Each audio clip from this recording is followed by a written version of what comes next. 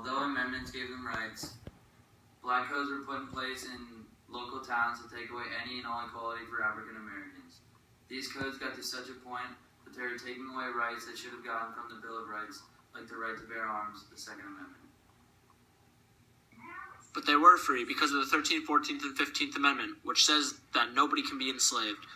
14th Amendment says that everyone born in the United States has the same rights, and in the 15th Amendment, every U.S. citizen has the right to vote. During the Reconstruction period, all African Americans had little to no freedom, and the only freedom they had was the fact that they can call themselves free. In Henry Adams' statement, just the fact of him saying that he was free got him beaten near the point of death and threatened to death if he ever said that again. And he saw dozens of African Americans hung across the town just for doing the same thing as him, just calling themselves free because they were.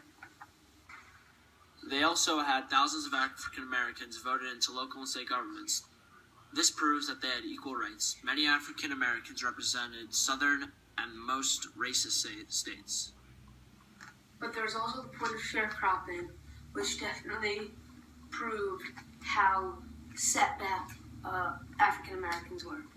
Although the deal sounded fair at first, you know it wasn't, because they had to pay rent and they couldn't make money until they paid off their rent. So if there's no money for them to pay off the rent and they can't make money until they pay rent, it's just a loop and loop. They can't make money to pay off rent, so they can't make money at all, and just pretty much is working for no money, which is slavery. Although amendments